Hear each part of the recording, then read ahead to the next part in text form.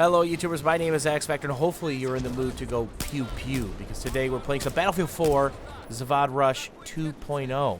This is one of the maps where they drastically changed the MCOM placements, and of course the vehicles you get at what stages. It plays quite a bit differently, including the last set of MCOMs, which got just a little bit easier because they took the MCOM out of the floating golf ball. And today we're going pew pew with the MK11 Mod 0. What's on this? A laser sight, which I have turned off right now, and a coyote optic. Nothing on the actual barrel of the gun, because I simply haven't unlocked stuff. And right here you're about to see the improved player speeds that mimic Battlefield 3. But what really hurts you is when you try to strafe and shoot, because I believe he had a DMR as well. It's all about stopping and popping. Strafe, stop, shoot, strafe, stop, shoot, to get the bonus of the accuracy that the DMRs have. There's been a lot of tweaks to the DMRs, and they are a 3-shot kill across the map, as I miss with my sandwich. But I'm going to get one more crack, and thanks to an engineer that's in my squad, he's going to get to finish the job. And that was an incendiary that's hopefully stopping people from coming up the stairs for a split second as I kind of turn around. That's one way I like to use incendiaries. Kind of stop a push, or make people think twice before they turn that corner and are burning alive like a piece of bacon in a frying pan and are losing health, or they just simply can't see.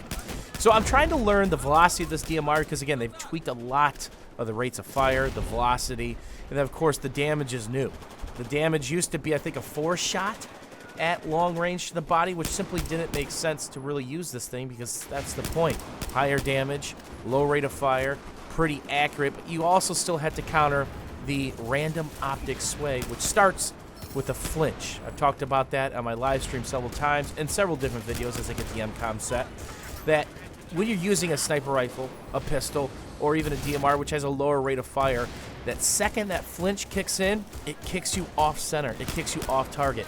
So if you're about to lay in that killing blow or another good shot, it's just simply going to kick you off. And then once that optic sway is going on, you have to counter that. I'm trying to be sneaky, use our vehicle as cover, and try to flank, but there's just too many bad guys. And hats off to the enemy team. I think we set this MCOM about 350 times.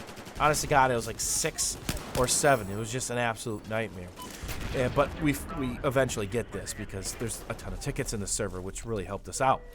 So with the DMRs, I'm actually having a little bit of fun with those. And people are going to say, well, why are you using the Coyote? Why are you using the ACOM? Because it's familiarity. Now, here's something that's nice. Because of the CTE patch, the fall patch that came into retail, you can have your uniform soldier zoom, basically, your aiming, be uniform. And you can also go into your config file, your profile actually, and tweak it so the different levels of optics could be a different sensitivity. So you can have your irons and your coyote and your red dot and cobra be the same. Maybe you want your ACOG to match all that stuff. You can make that choice now. And that's a profile change as I get a double up. And right here, this is going to be giving my life to a good cause. Kind of use the incendiary to kind of block here. And I'm in a good position because I think the tank is going to be rolling up here. And I'm going to kind of camp this little spot here because we've, again, lost this MCOM a couple times and we're starting to get down on tickets.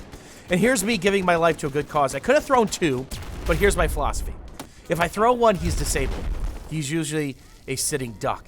If I throw 2, I probably will get killed, because not only do you have to have time to get the second one on there, but you also take the time to get far enough away, then of course fight the delay of the plunger. So even if you drop it around the wall, you still have to wait for that plunger to be fired off, basically.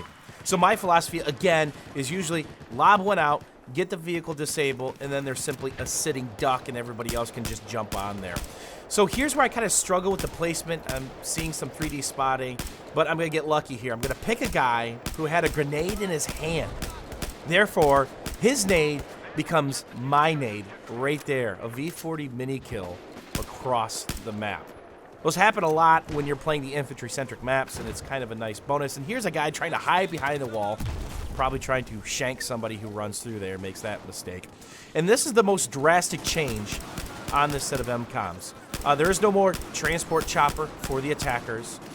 You have basically both MCOMs on the ground now. They really took out the verticality. Yes, the defenders can still go into the floating golf ball of death and just jam a bunch of dudes in there, but it's really not going to happen if there's a sausage party up there anymore.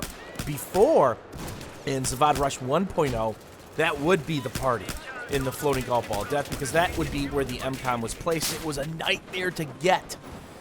I remember playing a lot of Zavod Rush in Battlefield 4 1.0, and I think we've gotten that MCOM 5 or 6 times. Probably 20% of the times I've actually played at this stage of the map. Maybe even less. It was an absolute brutal MCOM to take. It is much, much, much easier.